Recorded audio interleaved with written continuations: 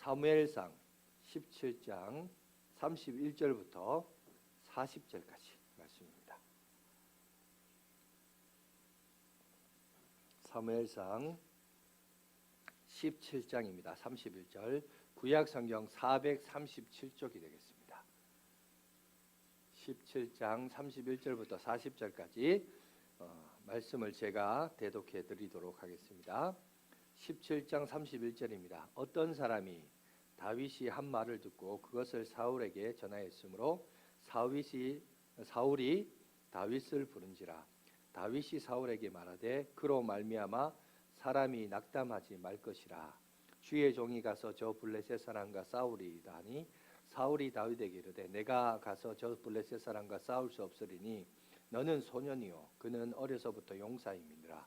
다윗이 사울에게 말하되 주의 종이 아버지의 양을 지킬 때에 사자나 곰이 와서 양떼에게서 새끼를 물어가면 내가 따라가서 그것을 치고 그 입에서 새끼를 건져내었고 그것이 일어나 나를 해하고자 하면 내가 그 수염을 잡고 그것을 쳐 죽였나이다.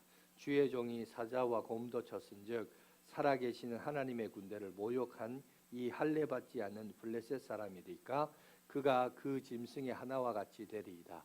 또 다윗이 이르되 여호와께서 나를 사자의 발톱과 곰의 발톱에서 건져내셨은즉 나를 이 블레셋 사람의 손에서도 건져내시리이다. 사울이 다윗에게 이르되 가라 여호와께서 너와 함께 계시기를 원하노라.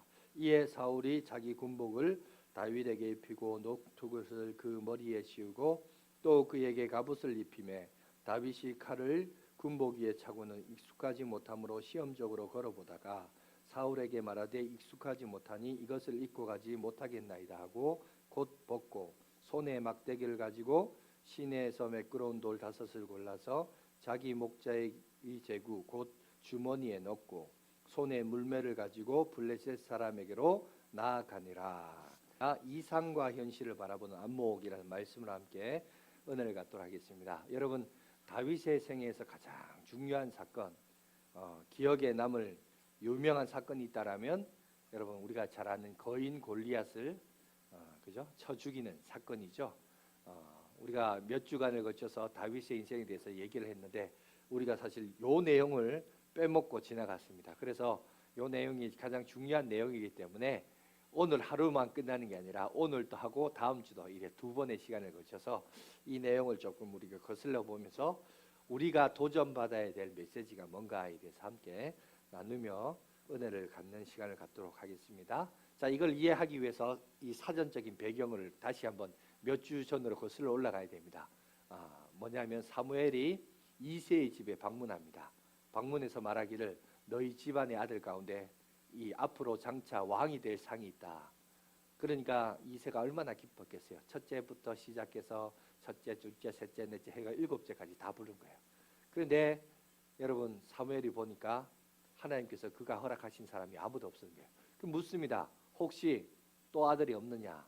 말째가 있는데 지금 양을 칩니다. 그를 데려와라. 데려와서 보니까 하나님께서 말씀하신 그 사람이에요. 그래서 그 다윗 말째에게 기름을 붓습니다. 그리고 돌아가죠.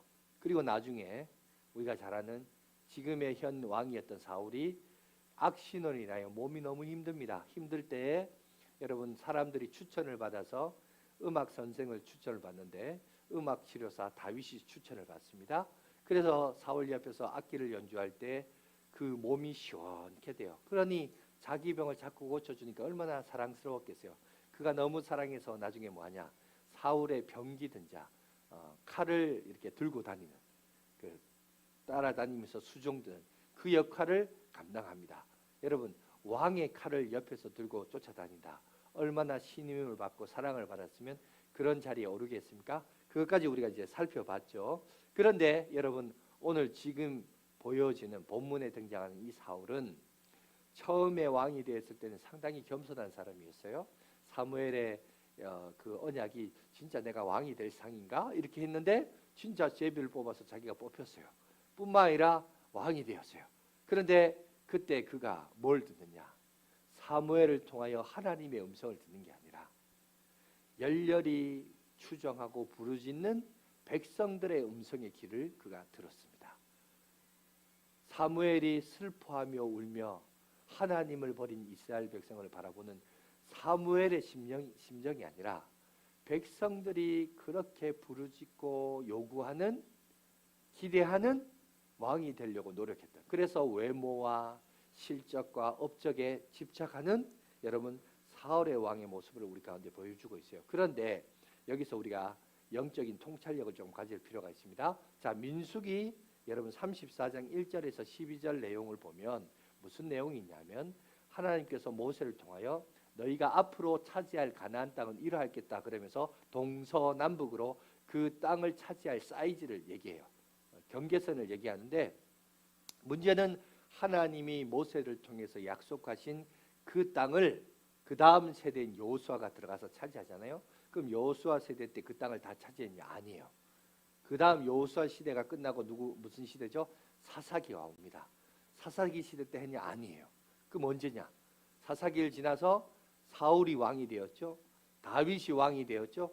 다윗 때도 아니에요. 누구 때야? 솔로몬 때 가서야 비로소 그 약속된 땅을 생각보다 오랫동안 여러분 그 땅을 그때 가서야 비로소 차지한 겁니다. 여러분 우리가 하나님께서 우리 가운데 하시는 역사는요. 뭔가 여러분 오늘 말씀도 이제 이따가 보겠지만 결론이 이거예요. 사람이 그래요. 무너지는 것은 한순간이에요. 한순간에 무너집니다. 근데 뭔가를 다시 재건을 한다는 것은 생각보다 여러분 생각보다 시간이 요구되고 세대에서 세대로 연결되고 오랜 시간이 이루어집니다. 이건 하나님의 계획이에요. 하나님이 우리 가운데 하시는 질서와 법칙이에요. 이거를 우리가 놓쳐서는 안 돼요. 믿습니까? 여러분 무너지는 것은 한순간에 무너질 수 있어요. 근데 다시 세우는 데는 오랜 시간이 걸린다는 겁니다. 이거를 여러분들이 첫 번째 영적인 안목 이거를 먼저 가져야 됩니다. 아 생각보다 오랜 시간 걸린다. 그게 당대 우리 세대에 누릴 수도 있지만 우리 다음 세대, 우리 손자 세대, 우리 증종자, 우리 고손자 세대까지 갈 수도 있다라는 거예요. 여러분 그런 믿음의 안목을 봐야 됩니다. 여러분 보세요. 예수 그리스도 오시기 때까지 수천 년 전 누구로부터 거슬러 갑니까? 아브라함 때부터 거슬러 가요. 아니요. 더 거슬러 올라가 보면 아담과 하와가 범죄했을 때 여자의 후손이란 말이 나오죠. 아마 그때부터 하나님은 계획했지만 그렇다고 수천 년이 지나서 예수님이 오셨어요. 수천 년 예수님이 오시고 또 2000년이 지났지만 여러분 하나님께서 뭔가를 재건하고 완성시킨 데 있어서는 생각보다 시간이 조금 오래 걸린다라는 거예요. 근데 오늘 여기도 보면 자 사울이 그런 선상에서 자기가 왕이 되었어요.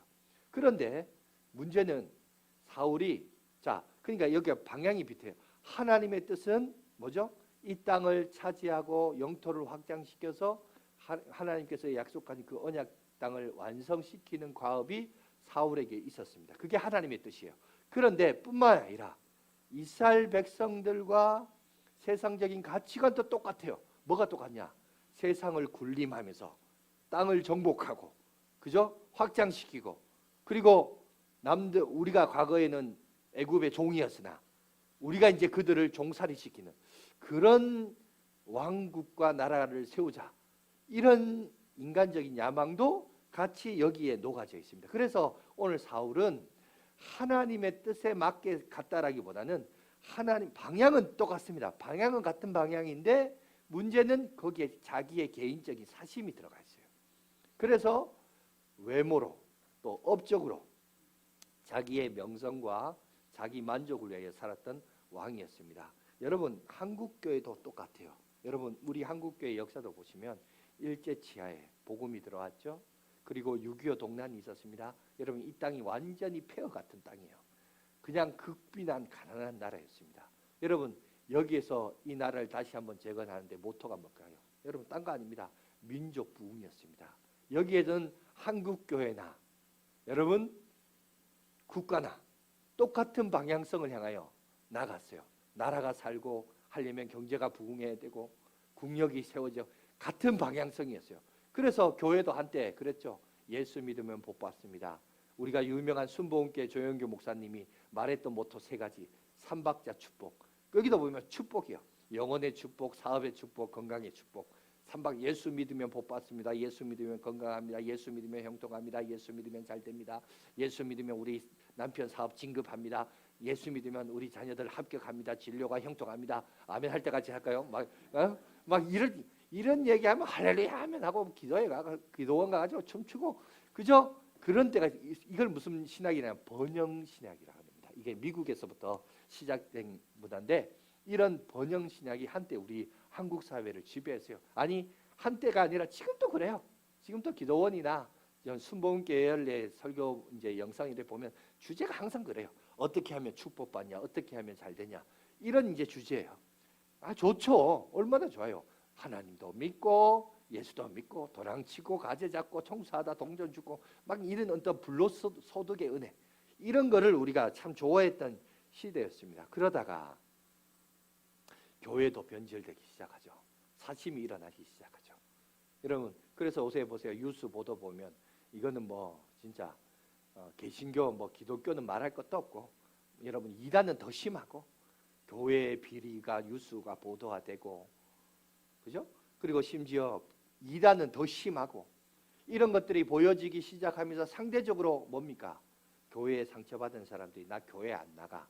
교회 안 나가를 거꾸로 하면 가나안이죠. 그래서 가나안 성도가 일어난다.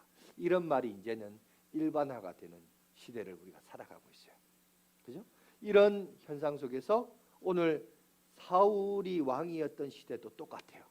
하나님의 뜻이기도 하지만 또한 개인적인 욕심이 함께 짬뽕이 되어서 자기의 명성과 여러분 부를 누리면서 세상을 정복하고 다스리고자 하는 욕망과 더불어서 하나님의 뜻도 여러분 함께 녹아지는 이런 삶을 이렇게 살아갑니다. 그렇다고 여러분 사울이 하나님을 향한 불타는 사랑과 믿음과 예배와 헌신이 있어서 그렇게 산 건 아니죠.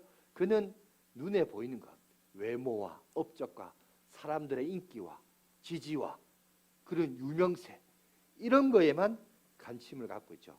이런 자에게 오늘 성경은 오늘 사건은 하나님이 외모를 버리시고 그 사람의 중심을 보신다. 그럼 도대체 그 사람의 중심을 보는 게 뭔가? 그것이 오늘 다윗을 통해서 오늘 우리 가운데 보여주고 있다는 거예요. 그래서 오늘 전투를 보시면 이 오늘 전투는 누가 먼저 일으켰냐? 블레셋이 전투를 일으켰어요. 아까 말했듯이 영토를 확장하는 것은 이스라엘의 과업이었습니다. 그래서 전쟁을 일으킨 게 항상 이스라엘 쪽인 것 같은데 아니에요. 여러분 항상 전쟁이라고 하는 것은 선빵을 날리면 당하는 쪽이 가만히 있습니까? 아니죠. 또 반격을 하죠. 오늘 성경이 그거예요. 블레셋 쪽이 반격하며 이렇게 옵니다. 그래서 이제 엘라 골짜기에서 서로 진을 치고 있는데 이런 상황 속에서 골리앗이라는 장수가 나왔어요.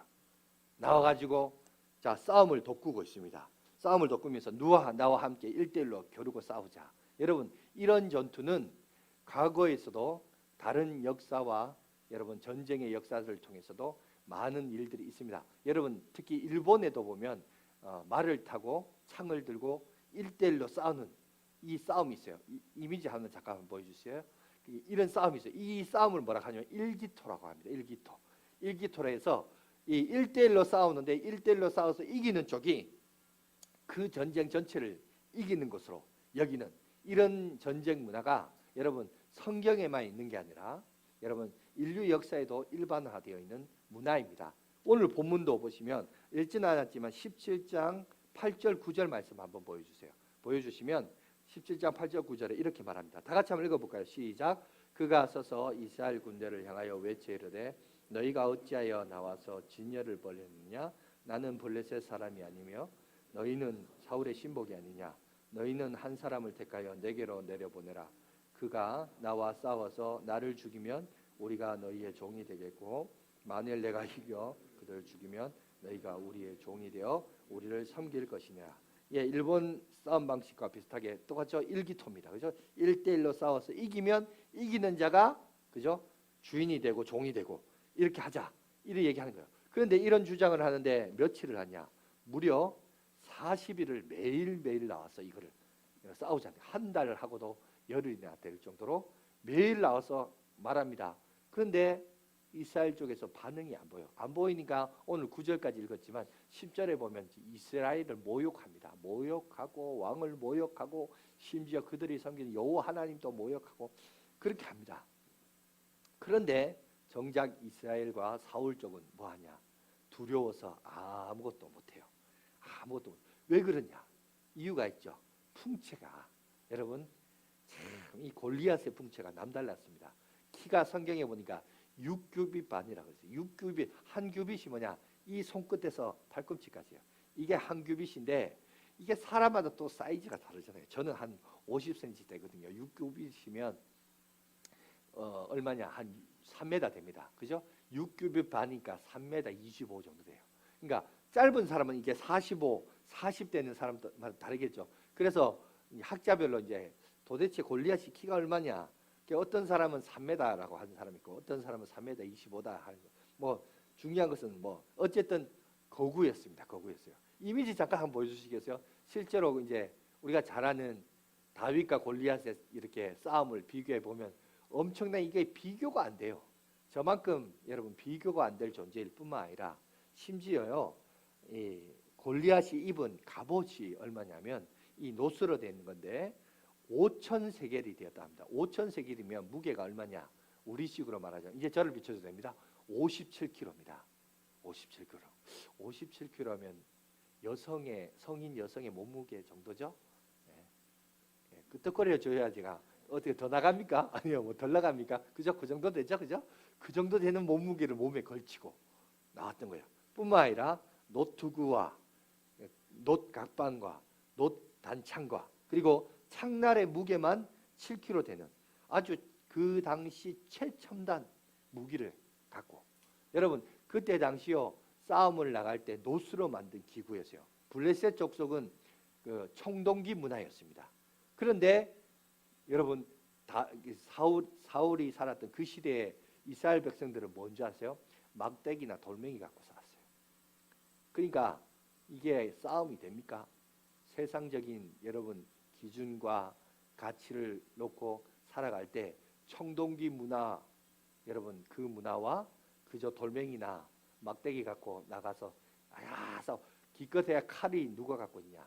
여러분 왕이나 귀족 족속만 칼을 갖고 있었고요. 일반 백성들은 칼이라고 한 게 철기 문화가 여러분 나중에 이제 철기 문화가 나중에 더 발달된 문화죠.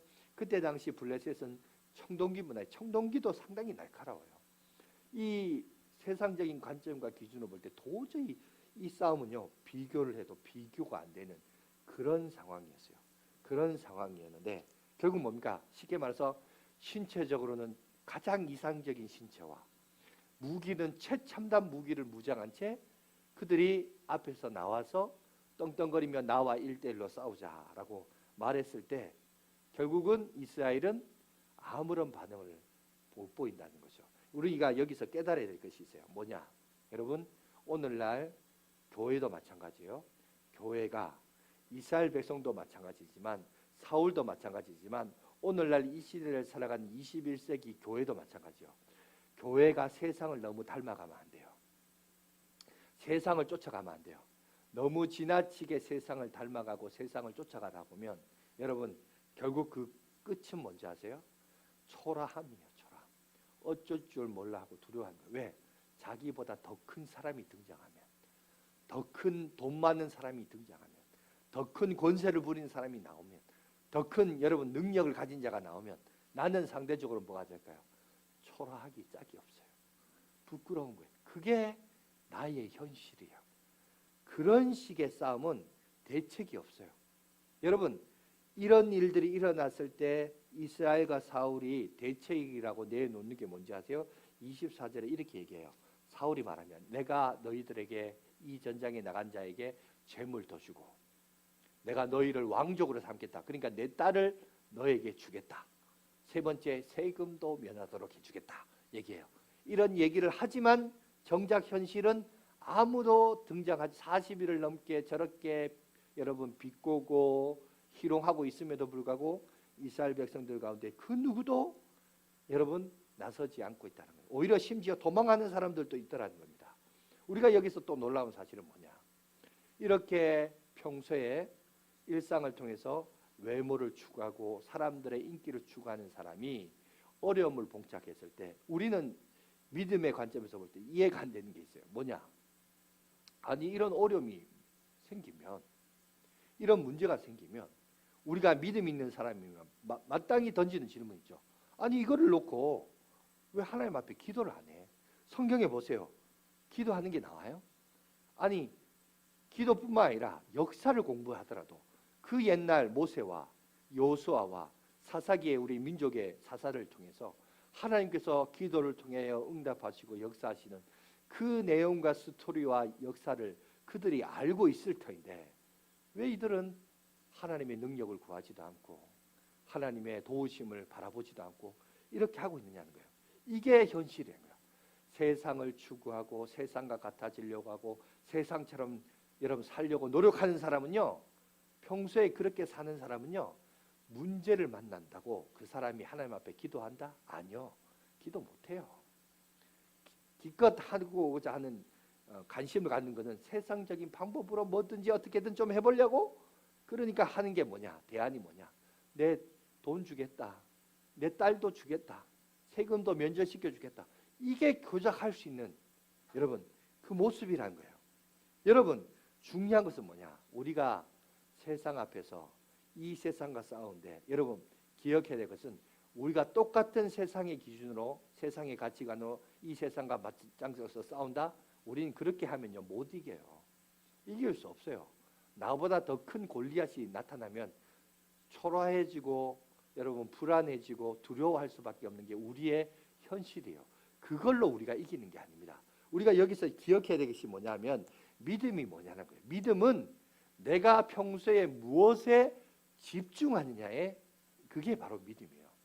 여러분 어떤 문제가 일어났을 때 내가 상황을 보느냐 예수님을 보느냐. 내가 평소에 예수님을 봤던 사람은요 어떤 문제가 일어나면 상황과 문제보다 예수님이 더 커 보여요. 그래서 예수님을 붙들어요. 그래서 예수님께 기도해요.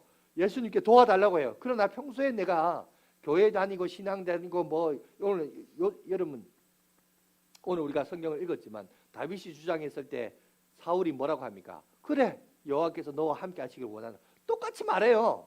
교회에 와서 똑같이 예배드려요. 근데 평소에 그렇게 안 사는 사람은 문제가 있으면 그냥 기독교 문화에 답습된 의미 없는 여러분 종교적 용어만 한다고 여러분 그 사람이 믿음이 있는 게 아니라 진짜 그 사람 마음속에 하나님을 중심에 모시고 예수님과 교제하고 말씀을 가까이 하면 문제가 골리앗 같은 문제가 생겨도요 그 사람이 뭘 보는지 아세요? 문제를 보는 게 아니라 상황을 보는 게 아니라 누구를 본다? 그리스도를 봐요. 주님을 봅니다. 그게 믿음입니다. 그게 내가 평소에 어디에 집중하느냐, 이게 중요해요. 이게 없으면 여러분 결국은 넘어집니다. 그래서 오늘 여기도 보면 사울이 할 수 있는 역할은 뭐냐, 여기가 한계인 거예요. 이제 더 이상 골리앗이라는 문제가 앞에 놓여졌을 때 하나님이 안 보일 뿐만 아니라 하나님을 찾지도 않아요. 그죠? 기껏 할 수 있는 거라고는 내 재산 내놓을게, 내 자식 내 딸 내놓을게, 세금도 면제시켜 줄게. 기껏 이제 세상적인 방식밖에는 할 수밖에 없는 게 그게 세상을 추구하고 세상을 담고자 하는 왕이 내리는 대책이고 결과였다는 겁니다. 이거에 대해서 오늘 하나님이 어떤 하나님의 솔루션이 나옵니다. 그게 뭐냐? 다윗을 통해서 말해요. 여러분 원래 아까 서론에서 얘기했지만 다윗은 사울의 병기든 소년이었죠. 그런데 병기든 자였기 때문에 분명히 이 전쟁에 참여할 것 같은데 오늘 보니까 참여하지 않아요. 참여하지 않고 어떻게 됐냐? 왜냐하면 왜 참석하지 못했냐면 물론 병기든 자로서 옆에 평소에 들고 다니고 있었지만 전쟁이 일어났을 때는 그가 참전하지 못했습니다. 그 이유가 성경에는 아마 그가 나이가 너무 어렸다. 아마 그때 당시 아마 17세 소년에서 19세 사이 소년이 있을 것이다라고 이제 성경학자들은 얘기를 하고 있습니다. 나이가 어렸기 때문에 실질적인 평소에는 사울 왕의 칼을 들고 옆에서 쫓아다녔지만 전쟁이 일어났을 때는 나이가 어렸기 때문에 그때 그 나이에는 참석하지 못하고 있다가 그런데 이 전쟁에 참여하게 되죠. 어떻게 해요? 아버지의 심부름 때문에. 형이 살아있고 형 삼형제가 거기 그 전쟁에 불림을 갔기 때문에 형제들이 어떤가 파악하고 돌아오라 해서 거기 갔다가 마침 골리앗이 나와서 자 하나님의 군대를 모욕한 것을 그가 듣고 그죠? 그가 붕괴하고 또 다윗을 통해서 하나님이 역사하신 능력을 우리가 보게 됩니다. 그러니까 마치 우연을 통해서 필연적인 사역이 드러났는데 여러분 여기도 보세요. 결코 이게 우연이 아니죠. 이거는 우리가 성도들이 믿음의 삶을 살아가면서 여러분 기억하십시오. 내가 우연히 일어난 것도 사실은 결코 우연이 아닙니다. 하나님의 계획하심이고 하나님의 역사적인 배경 속에서 이것이 보여지고 등장한다는 사실입니다. 그걸 오늘 여러분들이 봐야 되고 그런데 보세요. 하나님을 중심에 모시는 사람이 똑같은 상황이에요. 똑같은 환경에서 똑같은 소리를 듣습니다. 그때 다윗이 뭘 보느냐? 다윗이 보는 것은 골리앗의 풍채가 아닙니다. 골리앗이 지니고 있는 최첨단 무기도 아니에요. 골리앗이 주목해서 본 것은 뭐냐? 하나님의 군대가 모욕당한다는 거예요. 그게 더 크게 보였던 거예요. 그죠? 성경을 한번 볼까요? 26절입니다. 26절 말씀. 한번 다 같이 읽겠습니다. 시작. 다윗이 곁에 서 있는 사람들에게 말하이르되 이 블레셋 사람을 죽여 이스라엘의 치욕을 제거하는 사람에게는 어떠한 대우를 하겠느냐? 이 할례받지 않는 블레셋 사람이 누구이기에 살아계신 하나님의 군대를 모욕하기. 여러분 문맥을 보면 25절도 27절도 보면 마치 앞서 그 얘기예요. 사울이 요구하는 경품을 주겠다 이 얘기합니다. 근데 이 경품에 대해서 얘기하는 것처럼 보이지만 그게 아니라 이 말입니다. 다윗이 말하고자 하는 건 이거예요. 뭐냐?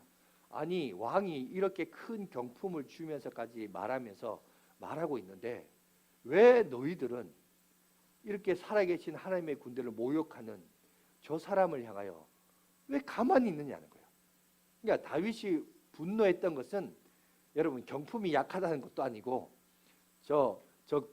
그 적국인 블레셋 장수가 강하다는 것도 아니에요. 주목한 것은 하나님의 군대가 지금 모욕당하고 있는 거예요. 그걸 더 크게 본 거죠.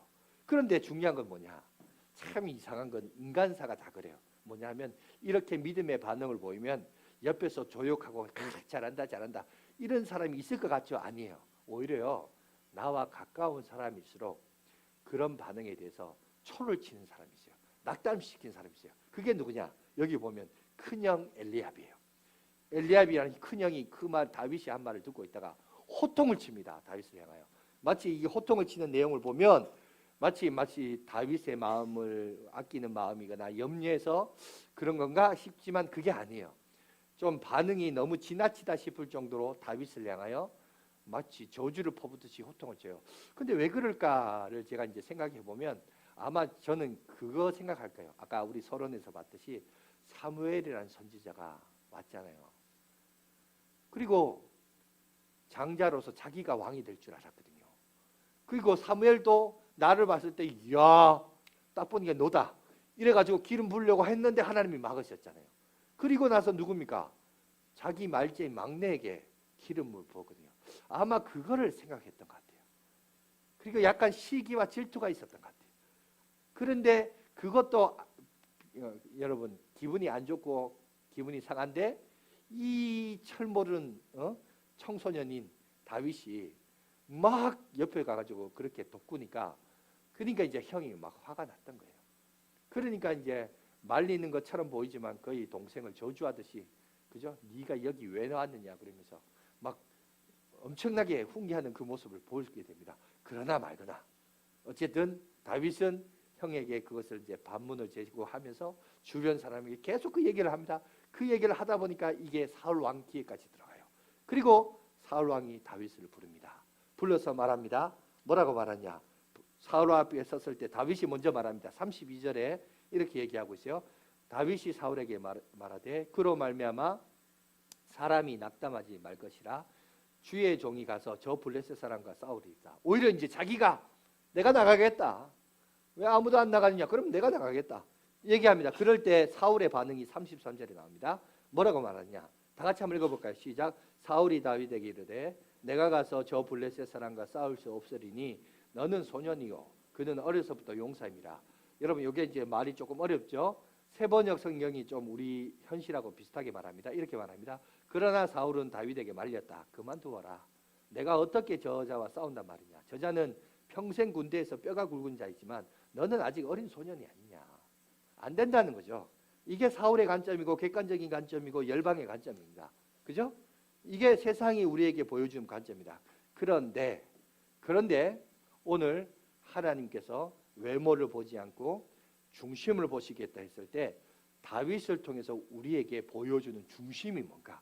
그걸 오늘 다윗이 고백해요. 두 가지를 얘기하고 있습니다. 우리가 가져야 할 믿음의 관점, 사울의 관점이 아니라 다윗의 관점으로 가져야 할 두 가지가 있어요. 두 가지가 뭐냐? 첫 번째, 하나님이 함께 하실 것이라는 확신입니다. 여러분 따라해 봅시다. 하나님이 나와 함께 하신다. 믿습니까? 여러분 우리가 인생을 살아가면서 실패하고 어렵고 여러분 집값 문제, 살아가는 문제, 경제 문제, 사업 문제, 자녀 문제 있을 때 여러분 기억하십시오. 따라해 봅시다. 하나님이 나와 함께 하신다. 여러분 이 믿음이 있어야 돼요. 다윗은 이게 있었어요. 하나님이 나와 함께 하신다. 하나님이 나와 함께 하신다. 이 믿음이 있었기 때문에 이 믿음을 가지고 나갑니다. 37절 말씀에 한번 볼까요? 우리 다 같이 한번 읽어보겠습니다. 시작. 또 다윗이 이르되 여호와께서 나를 사자의 발톱과 곰의 발톱에서 건져내셨은즉 나를 이 블레셋 사람의 손에서도 건져내시리이다. 사울이 다윗에게 이르되 가라, 여호와께서 너와 함께 계시기를 원하노라. 여러분 오늘 이 사울도 보세요.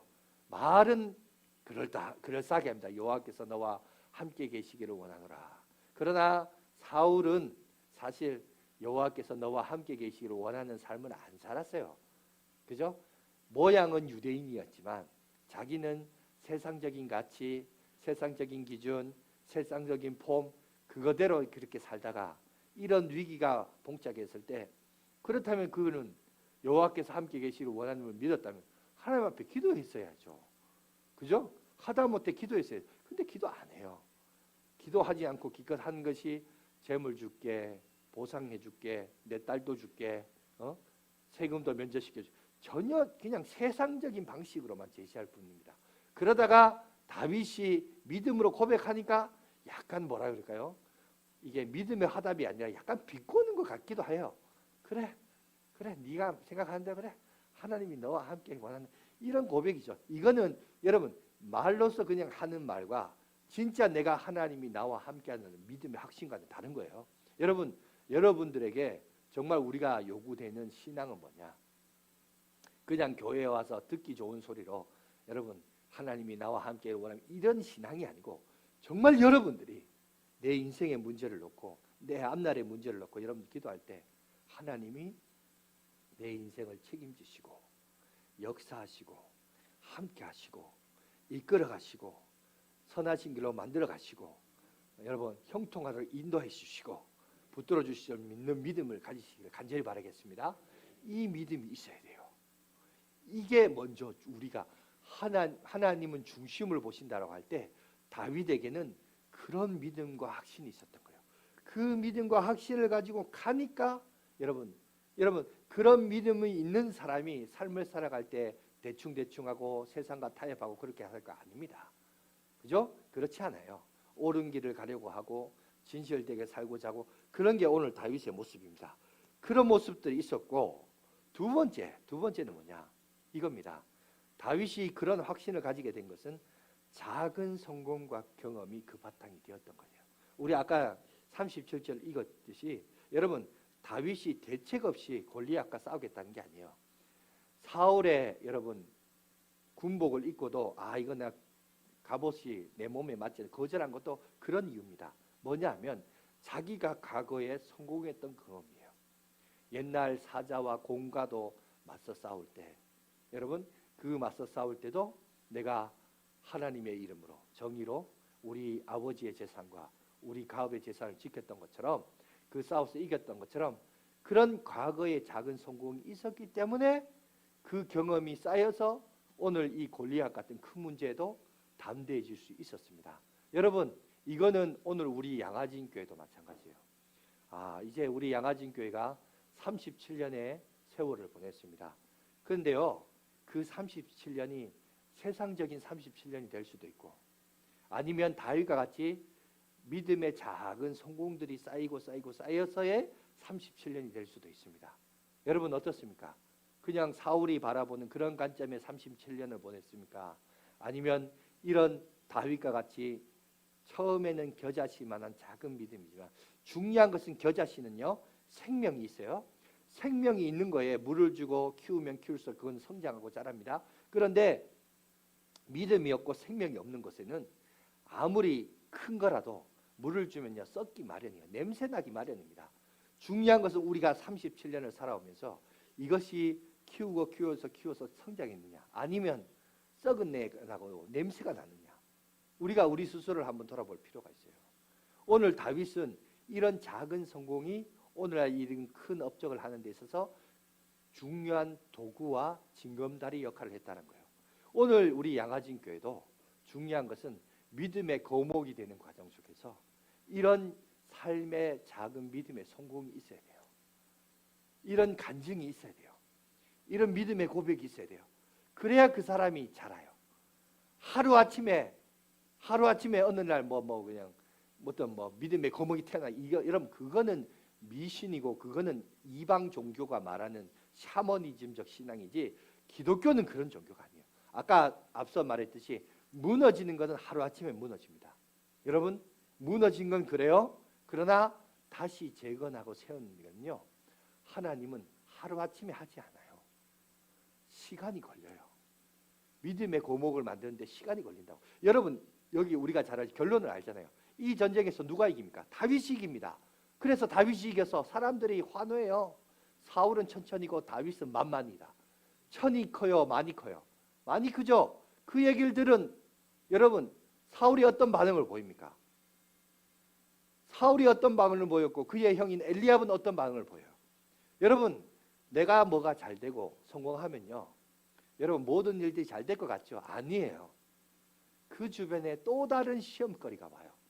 그런데 하나님은 그걸 경험하게끔 해요. 하나님이 다윗의 인생에 그걸 경험하게 하신다니까요. 왜 쓸데없는 이런 경험을 하게 할까요? 아니에요. 쓸데없는 게 아니라 쓸데있는 거예요. 하나님께서 여러분 성경의 인물들을 보세요.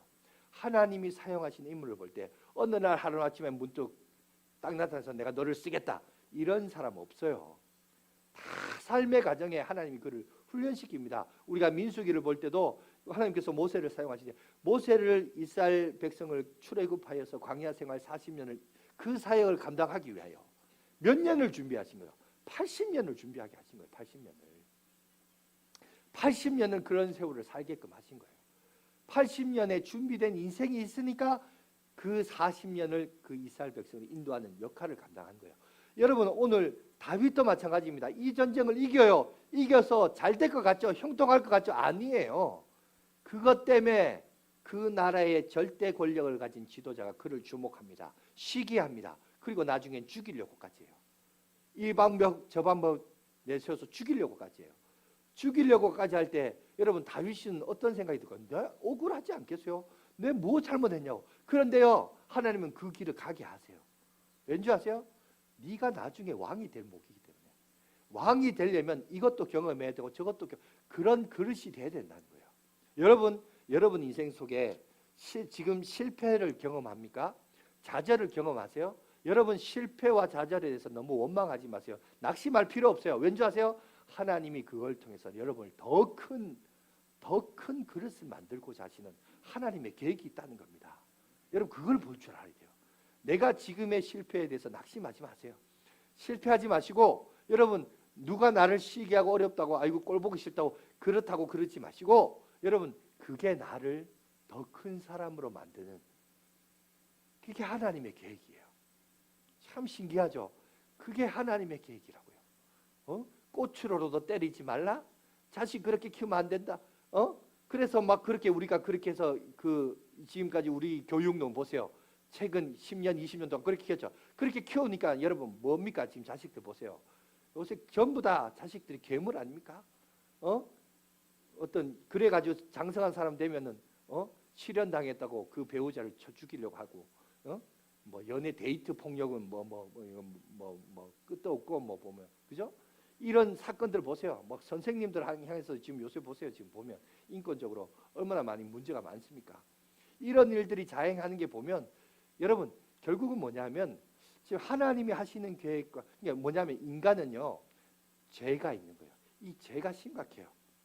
이게 죄를 너무 간단하게 보고 쉽게 인간을 너무 그 죄 문제를 쉽게 보고 간단하게 볼 때 그것이 잘못 심겨지면 어떤 병폐가 오는가를 성경과 우리가 지금 살고 있는 이 시대가 보여주고 있잖아요. 여러분 이거에 대해서 영안의 눈을 뜨시고, 다윗이 이렇게 고생해서 나중에 왕이 되었어요. 우리가 지난 시간에 살펴봤듯이 그렇게 왕이 되었는데도 불구하고 보세요. 그놈의 우리아의 아내 바세바를 통해서 또 넘어지잖아요. 이게 인간이라고요. 이게 그래서 여러분 죄 문제는 그렇게 가볍게 볼 문제가 아니에요. 긴장해야 돼요. 목사님 너무 예민한 것 같아요. 아니에요. 예민한 게 아니에요. 그게 우리 인생의 복과 저주에 우리 앞에 놓여져 있어요. 그렇게 간단한 게 아닙니다. 우리가 사실은 주목해야 되고 심각해야 되고 그 부분에 있어서는 절대 타협하면 안 됩니다. 그걸 하나님은 다 보고 계시고 계산하시고 카운트하시고 우리 삶에 이게 녹아져 내려오고 있어요. 여러분 그가 왕이 되기까지는 계속해서 성장합니다. 왕이 되고 난 다음에도 어느 정도 성장합니다. 그러다가 내리막길이죠. 그게 뭡니까? 결국 범죄잖아요. 그러니까 우리는 이제 우리 시점에서 봐야 돼요. 지금까지 한국교회는 가난했습니다. 힘들었어요. 그런데 지금 성장을 했습니다. 성장을 했을 때 다윗의 위치로 보면 지금 우리아의 시기 속에 있어요. 지금 이거 범죄할까 말까, 범죄에서 넘어지는 인생도 있고 지금 할까 말까 그 유혹당한 사람도 있고 그래요. 여기서 우리가 봐야 돼요. 우리가 지금 이 흐름 속에서 어느 위치에 있는가. 그러면 우리가 이제 앞으로 가는데, 앞으로 우리 양아진교회와 여러분 성도들이 방향을 살면서 이게 이 복이 계속 자자손손 복이 돼야 되는데, 이게 자자손손 복이 되려면 여러분 여기서 우리의 선택과 기준이 참 중요해요. 그냥 세상적인 기준과 만족으로만 살 것이냐, 아니면 하나님을 정말 중심에 모시고 내 삶 속에서 작은 성공을 이루면서, 믿음의 작은 성공을 이루면서 한 걸음 한 걸음 나갈 것이냐, 이게 중요하다는 거예요. 여러분 그게 쌓여서 골리앗 같은 문제가 일어나도 이기는 거예요. 이게 무슨 하루아침에 되는 일이 아니란 거예요. 여러분 평소에 안 하면 평소 하던 대로 사람은 반응하게 되어 있습니다. 평소에 사울이 하던 대로 사울답게 말했고, 다윗은 평소에 다윗답게 해서 다윗답게 되고, 다윗이요 집안에 여러분 보세요. 목동지, 우리는 목자, 목동이 아주 미화시켜서 예수님도 목자로 비유를 하니까 되게 고귀한 직업으로 여기는데 아닙니다. 여러분 각 집안에서 가장 집안에서 하찮은 일이 뭔지 아세요? 집안에 8아들이 있는데 8아들 중에 제일 막내가 하는 일이 목동직이에요. 쉽게 말해서 하찮은 일이에요. 그런데 다윗이 그 하찮은 일을 할 때 대충 했나요? 아니죠. 아버지의 재산과 양을 지키려고 뭐 한 거예요? 지금 자기 목숨을 내어놓으면서 지켰어요. 왜? 여러분 양을 잡아먹으려고 사자와 곰이 덤벼들었습니다. 여러분 상식적으로 사자와 곰이 덤벼들면 뭐 해야 돼요? 맞서 싸워야 됩니까? 도망가야 됩니까? 상식적으로 도망가는 게 지혜로운 거죠. 근데 다윗은 그러지 않았어요. 아버지의 재산을 지키는 것에 대해서 여러분 사명감을 가지고 열심을 했습니다. 생명을 바쳐가면서. 근데 그런 작은 성공이 지금 골리앗이란 문제 앞에서도 뭐라고 합니까? 과거에 사자와 곰도 하나님께서 나를 지켜주셨는데, 내가 여호와의 이름으로 나가서 그들하고도 그 짐승하고도 싸워서 이겼는데, 저 할례 받지 못한 저 블레셋 족속, 저 사람 하나님께서 나를 건져주시고 구원해 주실 줄 믿습니다. 과거의 작은 성공이 그를 큰 믿음의 도전에 여러분 나갈 수 있도록 역사한 거예요. 그러니 오늘 저와 여러분들도 평소에 내가 뭘 하느냐가 중요합니다. 여러분 평소에 일상이 중요해요. 일상이 중요하기 때문에 내가 여러분 일상의 성경을 보라, 암송 시험도 한다는 것도 뭐냐, 여러분이 평소에 일상 교회에 나올 때만 암송하는 게 아니라 평소에 여러분들이 성경을 읽고 암송을 해야 여러분 오늘 암송 시험을 잘 칠 수 있습니다. 결국 뭐냐? 일상이 중요해요. 일상. 믿음은 내가 어디에 집중하느냐, 여호와 하나님을 집중하느냐, 세상과 환경을 집중하느냐. 내가 평소에 세상과 환경에 집중하면요, 환경이 크게 보이고요. 내가 하나님을 집중하면 환경이 큰 게 아니라, 문제가 큰 게 아니라 하나님이 크심을 보는 거예요. 하나님의 크심을 보기 때문에 하나님의 듬을 얻고, 하나님이 나와 함께 하심을 믿고, 하나님이 나와 함께 하심을 통한 내 작은 성공들이 쌓이고 쌓여서 큰 믿음의 고목이 됐던 겁니다. 여러분, 이런 과정이 한 개인에게도 있고요, 아까도 말했지만 한 개인만 있는 게 아니라 하나님은 세대에서 세대로 있습니다. 우리 양화진교회가 37년의 세월을 보냈습니다. 앞으로의 37년도 우리가 바라볼 때 여러분, 한 개인의 믿음의 작은 성공도 있을 겁니다. 그러나 또 우리는 세대에서 세대로 우리가 전수돼야 되지 않겠어요? 이 믿음의 후손들이 계속해서 나와야 되지 않겠어요? 이를 위하여 우리가 부르심을 받았고, 여러분, 이런 사명이 있는데, 여러분 평소에 내가 하나님을 얼마나 가슴에 품고 살았는가? 하나님을 가슴에 품는다는 것은 딴 거 아니에요. 하나님의 말씀을 가슴에 품으면 되는 겁니다. 여러분, 늘 말씀을 가까이 하시고 평소에 하나님과 여러분 믿음의 교제를 통해서 그런 것들이 쌓일 때, 여러분 나중에 정말 골리앗이라는 문제가 앞에 섰을 때 하나님께서 여러분을 통해서 이기게 하시고 승리케 하십니다. 그런 제2의 다윗이 우리 양화진교회에서 늘 양산되고 믿음의 고목들이 되는 저와 여러분들 되시기를 간절히 바라겠습니다. 기도하겠습니다.